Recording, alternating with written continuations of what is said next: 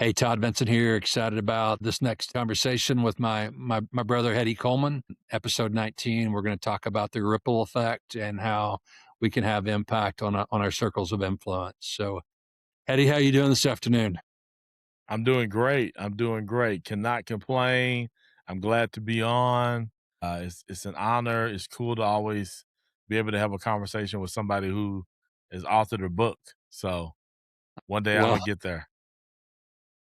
me and three other people maybe have read it, so hopefully it will have some impact. But yeah, awfully new to this game, but it's been a good process because really just kind of writing down and sharing my story and my journey with other folks. And so today I just wanted to talk about our circles of influence and how we can have impact. And just wanted to start out by asking, what are some things that you're involved in right now you're excited about? You said you guys are about to launch another initiative or a school when I talked to you earlier today.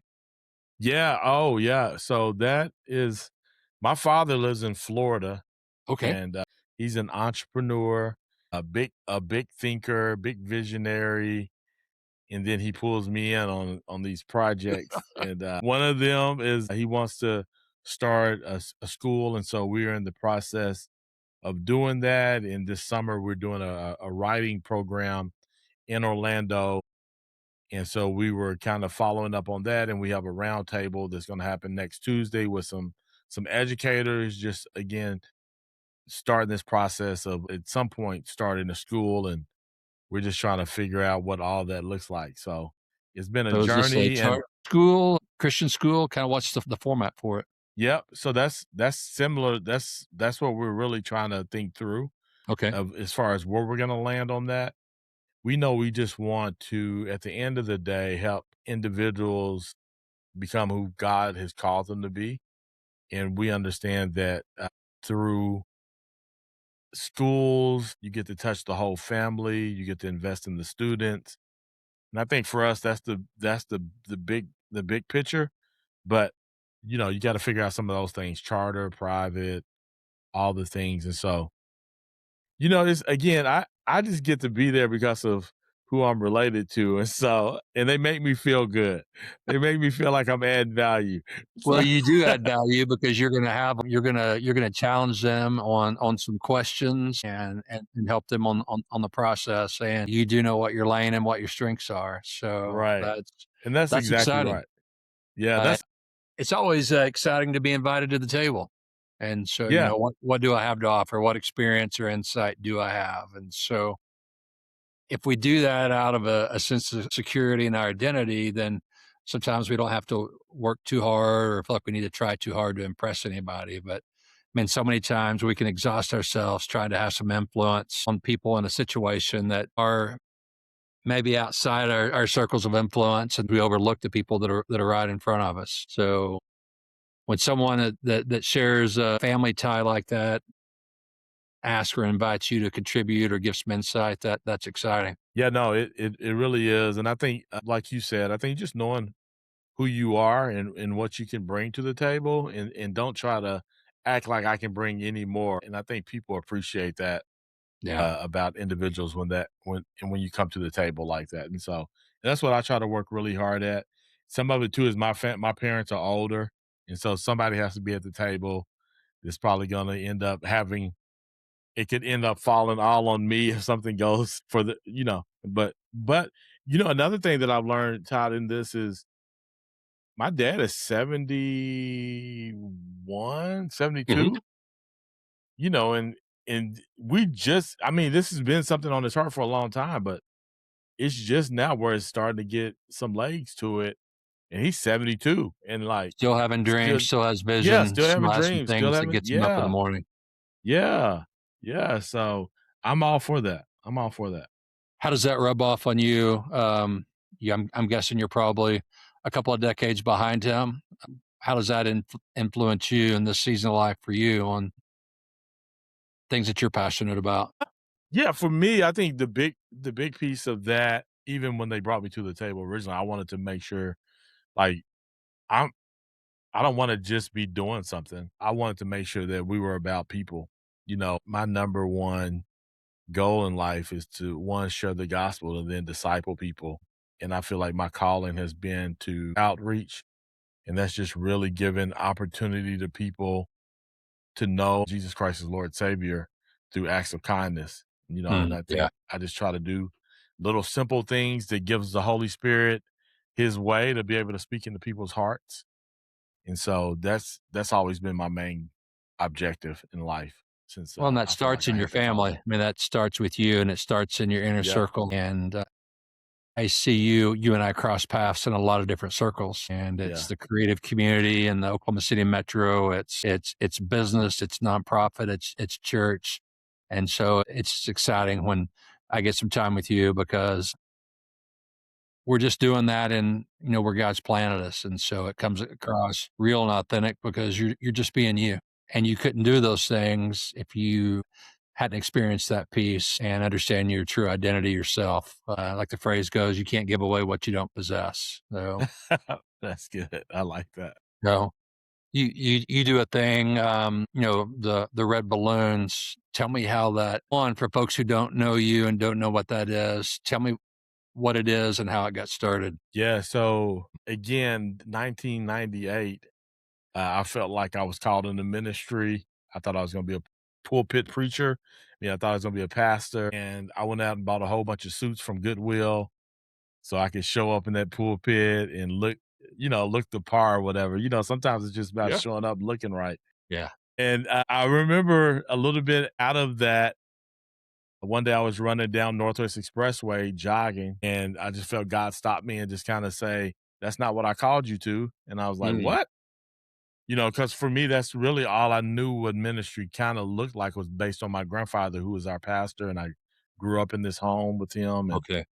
But he says, "I called you to act." He says, I felt like he said, "I called you to outreach," and I was like, "Well, what is outreach? Define that for me." And he said, "Acts of kindness."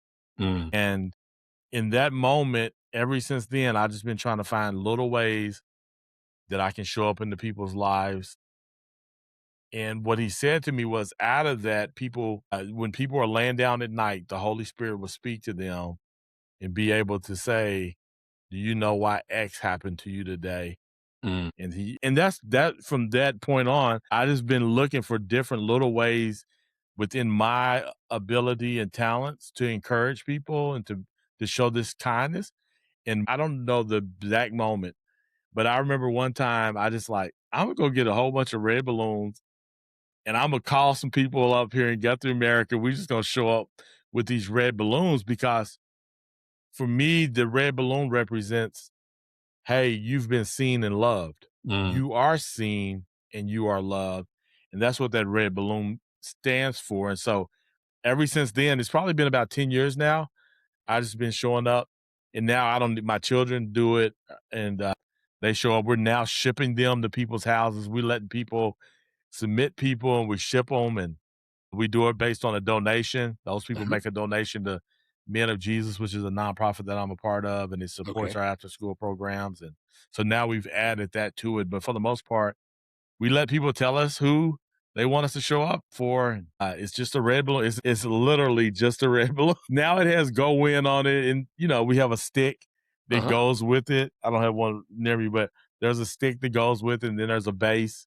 And we take them the red balloon, and there's a handwritten note with it, and that's And you're it. blowing them up yourself. I mean, you're I'm literally blowing blowing them the up. balloon up. I'm Yeah. literally blowing them up, tying them up, doing all the things. We're writing out the handwritten notes. And it's just a matter of letting people know that they're seen and loved. But I feel like Celebrated. that's Yeah. what God's called me. Yeah. God called me to that long time ago, and we've been staying faithful to it. And it's one of the I was gonna say earlier I just read you a text message that we got from one of the men who got a red balloon recently, which is Yeah. it's incredible. Well, I love the quote, and I can't remember right now who said it, but a candle loses nothing by lighting another candle, and that's what I see you do on a regular basis with the red balloons. Or, I mean, you are great at writing a note and actually putting a stamp on it and walking it to a mailbox and dropping it off for someone to receive a note that, hey, I'm thinking about you. That makes a huge impact. We get a lot of mileage. I get a lot of mileage. I can go weeks and weeks on a that a boy. Yeah. And man, it doesn't take a whole lot, but we discount that a lot of times. Oh, that doesn't make a difference, and it does. It does make a difference. Yeah, So based on your chapter in the book, James Keller wrote that. James That's the Keller, yes, yeah. James Keller quote. Yeah. I wrote it Yeah. down and I forgot to write the name down. So yeah, we'll give him full credit for that. I was about to steal it and act like I'm the one that said it. So Well, Imma steal it later. I okay. first read it in your book, and so I'm like, I love that quote. Oh man, Todd said that. No, Todd didn't say Yeah. that. Heady Coleman said that. So well, we're talking about ripple effects, and I spent some time living on a ranch and would go out with guys and throw a rock in the pond, and you just kind of see it ripple. And I like the tool that Giant has called the circles of influence. And first one circle is yourself. Like I said, if we don't have it, we can't give it away. If I don't have red balloons, I can't give you a red balloon. So I got to have it before I give it, and then it impacts, my marriage, my kids, my family. Our family is our first responsibility, and I watch you champion that really well with North Church, and that leadership starts in our family. And it's not just providing it; it's pursuing. So how has that showed up in your family? How you pursue your family, your wife and kids and extended family. Yeah, I think, it kinda goes back to, so my wife and I, not as much, but as our kids was growing up and life looked different for us, we would do couple meetings, and those couple meetings were on Mondays at 7 p.m., and, out of that couples meeting would come a family meeting. So my wife and I would meet, make sure we got all of our ducks in a row, and then we'd go and call all the kids in, and we would have a family meeting. At the end of that family meeting, we would do what we call cake. And cake was like, so at the end of the meeting, I'd be like, okay, it's time to give cake. And somebody in the family would say, I want to give cake. They raise their hand and we all go, cake, cake, cake, cake, cake, cake. And then at some point, everybody would get quiet because then that person would take the moment to say who they're going to give cake to. And they say, I want to give cake to. Now, in my head, I always tell people, I feel like I should get cake every time one of my kids or my wife, because I pay the bills, all Yeah. the things, right?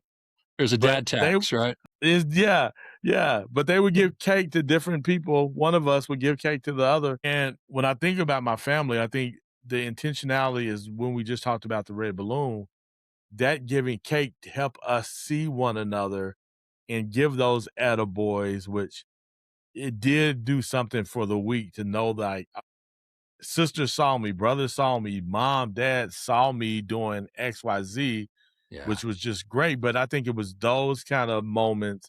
It wasn't the Disney World trip. It wasn't any. I tell a cake story about one of my sons when I go speak around. I don't tell a Disney World story. I tell the Okay. cake story about my Yeah. son giving himself cake. Yeah. And but it's those kind of things that we try to create in our family. And then I really tried to make sure that my kids were a part of everything that we did outside of our home as well, because that was twofold. One, I was spending time with them, but also I'm trying to set the example of what it looks like for them to give back to their Mm, communities. And one of the things that I love that we did was that we would partner with student council at our middle school here, our junior high, and we okay. would bring different people in for them to tell the story of the work that they did in our community. And the reason I did that is because I was trying to create a vision for these young kids to see, like, I can stay in Guthrie beyond high school and create something for myself. Yeah. And it's cool to hear my kids now talk about the impact. And now all of my kids are still here, in Guthrie and working and giving back to the community. And so far, I'm 3 out of 3. But it was those kind of things. Like, one, I spending time with them, investing in them, but also they saw us giving back to the community, and something that they just observed has now become a reality for them as well, as far as wanting to come and stay here. So talking about my circle of influence, starting with my family, or starting with myself first, and then my family, And did you that's see one that of the things modeled that we've been growing doing. up? You said your grandfather was a pastor. Was that modeled even when you were a kid? or is that something that you established in your own family? Yeah, I don't know. I wouldn't say that, like, I wouldn't say that it was something that I caught from my grandfather, but what I did catch from my grandfather, which led to this, was his always preaching, and my grandmother always preaching love. Mm, You know, they yeah. it was I saw them loving on everybody, and that started with us. My grandparents had 13 kids. I Wow. was the oldest grandchild, and I lived with them, so I was almost like the 14th child. Okay. And so in that space, it's hard to do some of the things that I've had the opportunity to do because it was just smaller. But Hmm. the going out in the community with we would go door to door. They don't even do this no more as Christians. Mormons still do it, King Jehovah's Witness, but rarely do I get a Christian knocking on my door asking me, do I know Jesus Christ? We used to do that when I was growing up, and I would go to houses and just see my grandfather and my grandmother just spend time with these people and love on them. And so I think that was the thing that's innate in me, is just love people, and that starts in Yeah. our family. Yeah. And it costs us nothing to be kind. Nothing. I think it does cost us this. It costs me selfishness. Yeah. Like I can't, which that's really hard because I want to Yeah. be about Hetty. I want Oh, to yeah. be about me, and that costs me. Like it hurts a little bit. Yeah. That's true. Yeah. I stand corrected. It does. It forces us to think about something beyond ourselves. And I'm the same way. I like me a lot, what I want, where I want, how I want, when I want. And so it does. It takes some intention. And I think that's, Rick Warren talks about in Purpose Driven Life. I think the issue then is purpose. My purpose in life is not just self gratification. Yeah. Our purpose in life is more than our own personal fulfillment, my own peace of mind, or even my own happiness. And that's countercultural. The world's not telling us that. Right. No, and I think going back to that purpose driven life, I think a part of your book it talks about beginning with God. You it and that's where I was. I remember when I was laying in my apartment and I asked God, what does it look like to start living the life that my grandparents, my mom raised me to live? And Mm, he said Monday through Sunday. And I was like, what is Monday through Sunday? yeah. And he essentially was like, get in my word, let life be about me Yeah. every day. And from that, you'll be like a tree planted from the rivers of water. Because I started seeing verses like First Peter 2:2, Hmm. Joshua 1:8, Psalms 1 through 4, and so where these things are talking about just show up every day and make God the focus. And then out of that, I start to understand my purpose. I start Yeah. living it. Well, and you're living it whether someone's watching you or not. So it's happening at home. It's happening with your organization, whether that is a church or a business, or if you are a student, maybe that's your full-time job at the season of life you're in as being a student. How has that shaped you with North Church then? How you live and you lead, because you really have an opportunity to set a tone there in Guthrie. Yeah. Yeah, so, I remember when I first started going to North, somebody invited me to Easter. It was a Friday night. My family and I were kinda in limbo as far as the church home because we had just Hmm. recently started living in Guthrie. We wanted to be a church in Guthrie, but my friend invited us to go to North Church. We ended up going to North Church on that Easter because we didn't have anywhere to go specifically, Hmm. and so we drove down to Oklahoma City. Now, not thinking anything about it, we're just going to church. We'll come back, we'll be done with it, whatever. We go to North, we're sitting in there, jam-packed experience, full of people. We come out of that experience and our kids run up to us. They were excited about being in kids' church, and Mm. my wife and I were like, "Wait, what's going on?" Like, we feel something about this place, right? And so, my wife goes back the next week. I say, "Honey, go down there and just see what this is," 'cause our kids were sick. I said, "I'll stay here. Like, you just go and see, because she's really gonna be the decision maker in anything. So you just go see what happens." I'm waiting, anticipating my wife to come back just to see what she thinks. Hmm.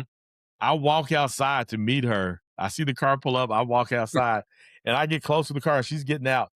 She has on shorts and a t-shirt. She doesn't have on the clothes that she went to church in. I'm like, where are your clothes at? And she says, I got baptized. I'm like, Gosh. You got baptized? What? What do you mean you got baptized? Haven't you not, you know? And so she's like, I don't know, just God. I was like, no, none of us were even there, which is okay, right? Because this is a really baptism.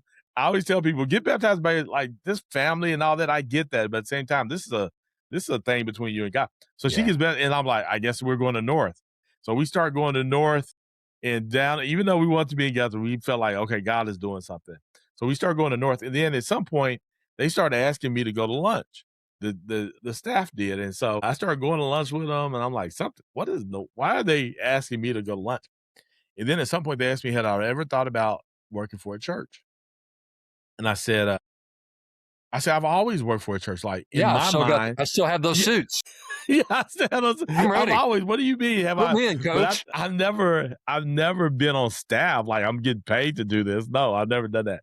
So I called my friend Scott Williams, and I said, Scott, what do you think about North Church? He said, if you ever going to Scotty work for a Williams, church, Scott yeah, Williams. yeah, Scott Williams, yeah. Okay. I said, if you ever going to work for, he says, if you ever going to work for a church, work for North Church. And I was like, okay. And so I started working for North Church. I was there for about a year. And then I was like, man, I got to be in Guthrie. But, and the reason I tell you the story is because I'm trying to lead to the why I'm still at North. I tell them I want to be in Guthrie. I can't be in the city. And they say, well, would you stay on staff? And we just want you to come down here and be an encouragement. We just want you to come through and high five. We want you to be on stage periodically and just be who you are. Right. And so you say that about just my impact and what that looks like. Once I knew my purpose back in 1998, I just keep showing up and just being me, and it Yeah. has given me opportunities to continue to do the work that God's called me to do. And so whenever we first started North Church Guthrie, because at some point I asked, what would it look like to start a location in Guthrie? And Pastor Rodney says, he's the lead pastor there, said, if you get 100 adults, we'll start one in Guthrie. By this time, I had a small group of about 40 to 60 people. And so I'm like, okay, what? That's just a few Done. more red balloons. Yeah. So that was June 2015. I'm working for the Chamber of Commerce. Now, I'm not thinking I'm going to have to lead this or anything like that. I'm just like, can we start one in Guthrie? September 2015, I have my 100. We do our first launch thing to see if people are Mhm. even interested in this. It's full, it's packed, it's good. And so then we start in January 2016. I'm not supposed to be on staff. I mean, I'm not. I have left the team in a sense outside full time. I'm still doing the encouragement, doing that stuff. And so about 6 months in, Pastor Clint, who's leading the way for Guthrie, says, hey, I got to step down. I'm at the chamber CEO, and I'm thinking about transitioning out. And so it just kind of got lined it up. I end up going into the role as location pastor here with the mindset that we'll find somebody one day to lead this thing. And I've been there 10 years. It's been 10 years now. So, Yeah. God's going, no, no, no, no. You're the man. You're the man. so maybe one day. But yeah, I think for me, it's just that's one of my circles. If my team there and just being able to invest in them. Well, and have as much impact internally as you do externally. I've been to more than one conference or an event, and you're the greeter opening the door for everyone that comes in that has absolutely nothing to do with, well, let me take this back. I almost said it has nothing to do with North Church, but it Right. has Yeah. everything to do with North Church, because, where is a need for me to show hospitality and celebrate and care. And so this makes me smile when I walk up. Yeah, of course you would be here. Hey, if people will let me come and greet at their event, I'm all in. I am all in. Again, it goes back to some of that to the red balloon. Like Yeah, this opportunity to let people know that they're seen and loved is yeah, the way that I see greeting. And I yeah, get to intentionally get to see people and high five them, fist bump them, whatever they want, hug or yeah, whatever. And I also think it sets the temperature for whatever event it is too. Like people are now going into something and it could be the worst thing, but they felt so good going in. It's like, well, this is yeah. great. Oh, I was coming here because I needed some HR Yeah. credit, some continuing education, and then all of a sudden now, oh wow, I may actually enjoy this. Yeah. So, so that Yeah. last You just setting the tone. setting the tone for what's going to happen, and then the impact in our communities. Then is like, golly, it's just it is a ripple effect, and it's Yeah, an for overflow sure. based on who you are. You're not Yeah. trying to gin something up or being authentic. You're just being heady, and they want to know, where does this secret sauce or this energy comes from, and then that, I mean, what a segue into another conversation and about the gospel and kingdom conversations. Yeah, right. Is there one story that jumps out at you where I'm just going to go and be the greeter and just open doors and love on folks, and God blew your Red Sox off in a way that He showed up in someone else's life? Yeah, I think the one that stands out to me for a long time, we did creative mornings and, Yeah, yeah. That's one yeah, of the I creative think that's one of the mornings. first Yeah. places I met you, actually. Yes, yes, and I would kinda greet and then I would also host, like, I would open Okay. up and do the thing there, but I think my no, no, no, Imma go with a different one, Imma go with a different one. Do you know who JB is? Yeah, yeah, JB, he does, like, the food like, he's a rapper. yeah, yeah. So JB was doing these First Saturday things, right? And so I think the unique thing was people would see me with JB, however they see JB, and then they would Yeah, see Hetty, however yeah. they see me. So it was almost like a partnership in this thing. Like I don't think people would have saw this or whatever. Mhm, But and so I was greeting at these first Saturday events or whatever, and then we hosted this event to where we would give out awards to different restaurants, like mhm, yeah, whatever the case may be. And so at the end of this award, I emceed it. They said we got one more award, right? And JB comes out and he starts talking about this next award that he's presenting. And he presents to me this Greeter Award, right? I think it's in my office, but it's the only award that I have sitting out where I want people to be able to see this award.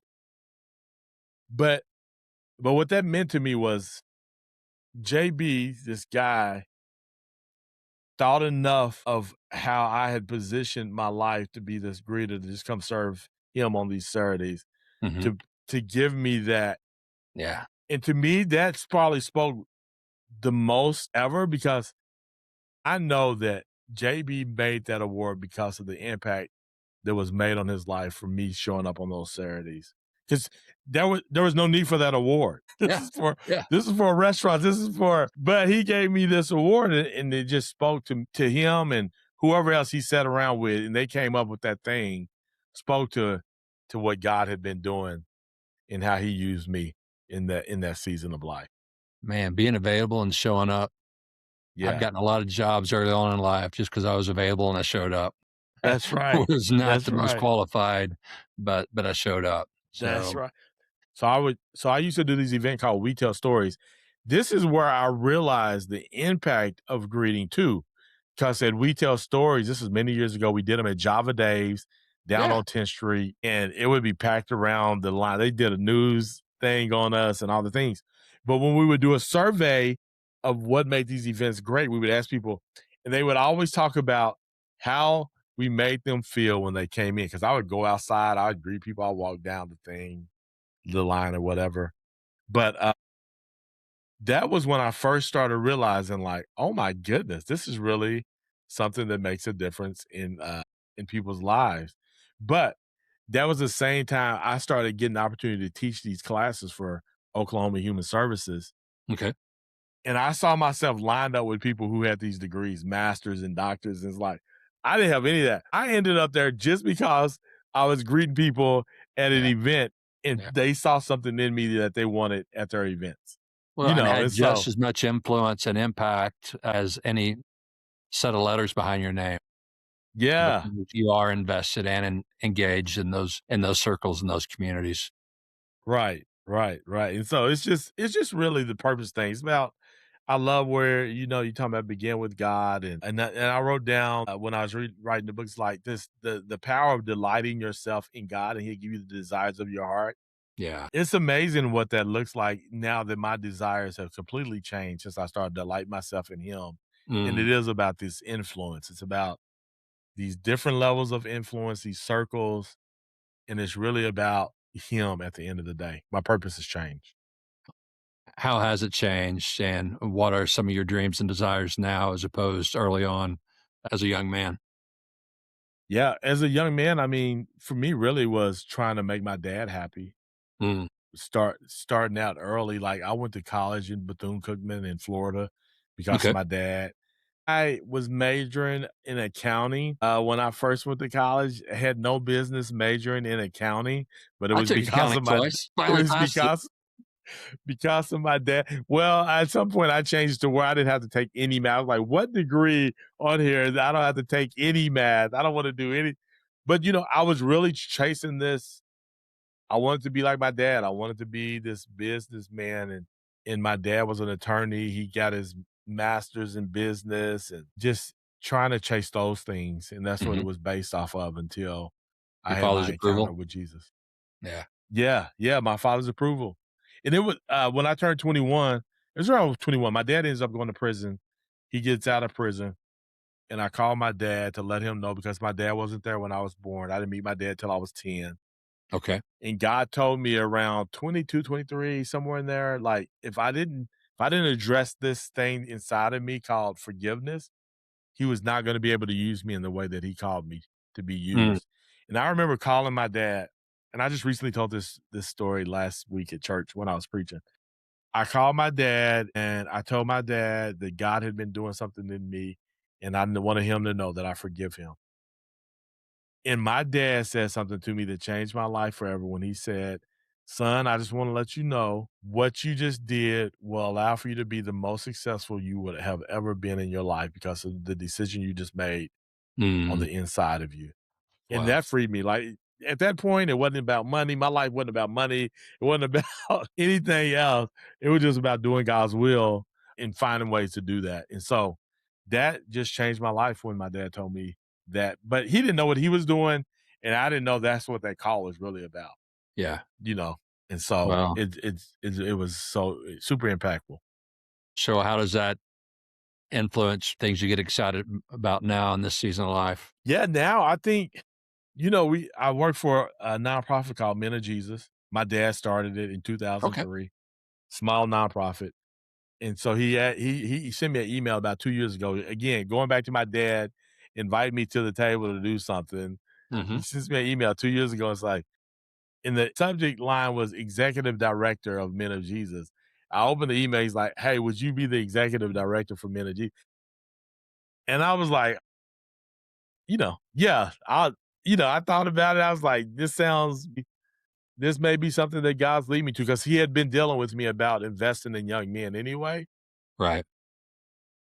And so in this Man of Jesus had a piece component. It was kind of just lining up with what God had been telling me. So I said yes to that and have been working hard to really grow and see what God wants to do with this. And one of the things that we have is called Circles for Men. Mm. Circles for Men is like a mastermind where we get 4 men together. There's a facilitator, and we just really working on our defined wins and holding each other accountable, encouraging one another, and giving community around that. And for me, one of the things God told me when I was around 49 was that when I turned 60, people would be coming to Guthrie just to ask questions, just to Mm. ask me questions, just to learn from me. And so he just really, I feel like he's these next 10 years, 8 years now, will be just a preparation for that and really growing, continue to invest in the North Church, the local church at a high level, but then also really growing Men of Jesus. And at some point, God thinks he's going to see me as somebody that people are going to want to come learn from. Well, it ends up being based out of your identity. You talked about your identity from your biological father, but what a picture then as you begin a relationship with Jesus for you to do things as an overflow of who God says you are. Yeah. Yeah. Not and we want the approval of our fathers, and it's amazing when our father approves of us Yeah. biologically and our spiritual heavenly father. As I hear you talk about influence and impact and some really creative ways that God has used you, I think we've all heard the phrase, we're the average of the 5 people that we spend the most time with. Who are some of those people? Is there 4 or 5 people that come to mind that's had an impact on you? I mean, I've already heard you mention two, your Yeah. father and your grandfather. Who are those folks in your life? Yeah. My father, my grandfather, there's a man named Dan Newton. in about, I don't know how long it's been now, but many years ago, around the time when I moved back to Guthrie, his wife was talking about, I knew I needed some men. I knew that this Mm. what you're talking about, who am I gonna surround myself with? Who are these men gonna be? And she's talking about her husband having this Bible study, and I was like, "Hey, can I meet your husband?" And she sends an email, introduces me to her husband, and then, he and I eventually meet, and I couldn't do his Bible study because I think it was Mondays or something, and my son had soccer, Okay. and so I couldn't do that, and so but I was like, "But I wanna figure out how I can hang out with you." So Yeah. the only time I could meet with him was Friday mornings at 6 AM. And Wow. so he's like, "That's the only time I got available. If you wanna take it, you can." And I was like, "Yeah." And so we started meeting on Friday mornings at 6 AM. We probably did that for about 2 years until we changed the time or whatever. But now I call him Daddy Dan. Depending on the setting, I'll say this is my white dad because he's white. And but so my dad, my grandfather, who's now passed away, but Dan, I have two best friends, if you want to call it that, Hmm. that were my best men in my wedding. Pat and Michael, both successful businessmen in the Oklahoma City metro area. One started Coda CrossFit, and then Dr. Chandler is Edmond Dental Center in Edmond. But there's Clint Smith, Pastor Clint at North Church. Yeah. My relationship with him, we're like brothers. Of course, Pastor Rodney, Hmm. but and I have a lot of great men in my life, You've peers been older surrounded. than me. Yeah. Yeah, yeah, and I don't know if I could pick 5, it would be hard, Well, but I got a you lot got a of great good men. top 10 list right there. Yeah, definitely got a top 10 list, and, which I'm thankful for, and I pray that I wanna see other men make sure that are surrounded by good men. What would you share with a guy maybe who's just starting out? And you know what? I don't know. I couldn't name one person that has that type of an influence on me that really is for me and wants the best for me. Anything that you would share from your experience? Yeah, one, I would encourage them to make sure that they're in God's word every day. 2 would be to pray, and create a really solid relationship with the Father God.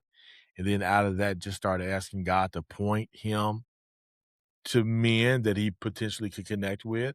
And I think faith without works is dead is true. So I think he has to put in work. He has to find different organizations or something like that, church, and looking for men at church. And I was just saying last Sunday, like, I'm pursuing the men that I want most in my life. My dad, Hmm. Dan Newton, like, I pursue these. My father, guy, I pursue these people, and you just got to really understand the value of having people like that in your life because you're just going to start chasing and looking for people. And I believe at some point God will place the right people in your life, but you Yeah. got to put in the work. Yeah. It ain't just going to happen sitting at home Yeah. and Hoping. lollygagging. Yeah, yeah. You got to put in the Lollygagging's a good work. phrase. Yeah. Yeah, I'm Yeah. 52. I feel like I've done, I think I've created some influence for myself. But I'm not just sitting around and just thinking men are gonna come to me. Like Yeah. I'm part of a circle myself. Like for men of Jesus, I'm in my own circle, laying down my own wins with men that what my son is in my youngest son is in my circle, That's speaking awesome. into my life. Yeah. And so Yeah. it's you just stay humble because you can learn from anybody, but you got to place yourself in right places to get the right work, to get the right fruit, should I say?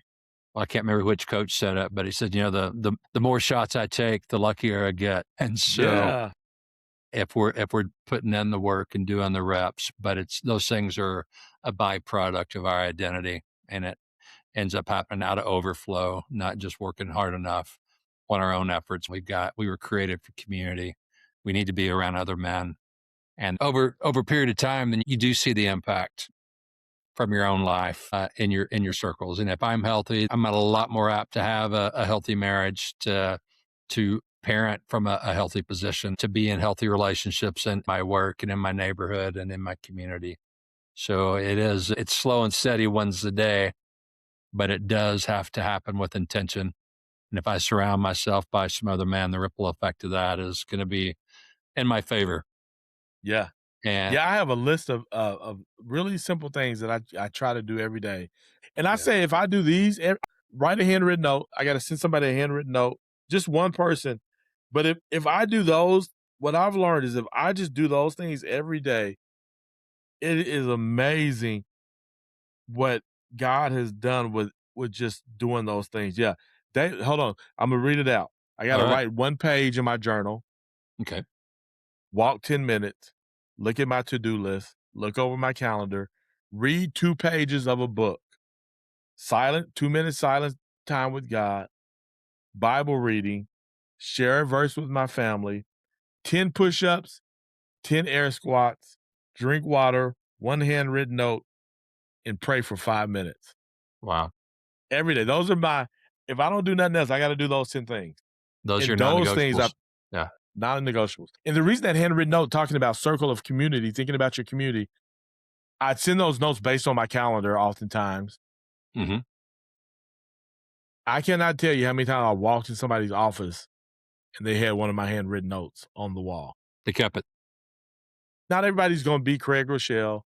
Not everybody's gonna be Elon, like, just be who you are. Yeah. And, And the community that God's planted you in. in the community God's planted you in. Yeah. Be thankful for those people. I'm Yeah. so thankful for Craig. I'm thankful for Yeah. what Elon, and what God has done through those men, even if some not acknowledging, but God's done some incredible stuff too, like he's benefited. But yeah, just be who you are. Well, man, I'm glad you're being who you are and blessed to call you my friend and my brother. And Thankful for you. Well, I got to ask you a question. okay. What has been the biggest win for you since writing your book? What has been the biggest win for you? Wow. Biggest win. I think one, it was obedience for me to actually to write it, to look back and be grateful for the things I learned in the hard miles that you discount when you're right in the middle of it. It's hard to see the joy when things are hard. And I think that's the benefit for me is being obedient and being grateful for the things that God has done in my life as I've tackled some of those mountains. But I think the byproduct of that is by being authentic, it's opened the door for other guys to do the same thing in their own life and have some conversations that as they start talking about it, those mountains aren't quite so big when they have someone walking with them. So I think it's a two-part answer to your question there. That's good. And I think I'm just up to the trailhead. I think there's going to be a lot more of those opportunities with other people as other men as we do the same thing that you and I have been talking about here today. Is that Yeah. things happen, as our buddy Wes Lane says, and Rennie Cook, things happen at the speed of a relationship. Yeah. So, but that means I've got to be in proximity to you. I've got to see you at the Yeah. coffee shop. I've got to see you at the engagement or us sitting down, preferably face to face. We don't always have the luxury of that, but Yeah. Right. technology allows us to do this here. But we were created for community, and if we do that, then we see the ripple effect of Yeah. God using everything for his good, regardless if Yeah. it may be painful in the meantime. That can be an opportunity to encourage and not just be something that I benefit from God's presence and his goodness, but it also is an opportunity to encourage or walk with someone else if they're going through some dark times or some hard miles. They're not near as long That's and good. tough and hard when I'm walking with you, brother, and when I'm out there walking them by myself in the dark. Right. That's good. That's So, good. man, Thank thanks you for for asking that sharing that. question. You caught me thinking on the fly, but I would say not doing it alone, That's having good. someone doing it with you. That's good. Thank you for So, sharing. yeah, well, man, this is good today, and I look forward to bumping into each other here soon. And thanks for just sharing part of your story. Always good. Thank you for giving me the opportunity to do so. I'm trying to get better at this. I'm normally the one asking the questions, but over the last month or so, I've been on 3 different podcasts. So I was like, let me just try to do a better job of being able to communicate what God's done in my life. And so thank you. Well, man, thanks for keep showing up and being real. And that is where the authenticity and the magic happens. And when people see Heady, they see Jesus. So grateful for your friendship. Amen. Thank you. Hey, thank you, brother. We'll talk soon. Go win. Hey, thanks for listening to another episode of Base Camp Wisdom, where you hear stories from people who've done the hard miles and made it to the other side. If you want more tools and insights for your own personal leadership journey, head over to overlanderconsulting.com. I'm also excited to announce my new book on Amazon. It's called Mountains of My Mind, and it's a field guide for personal clarity, resilience, and sustainable rhythms. So keep on climbing, but remember, you weren't created to climb alone.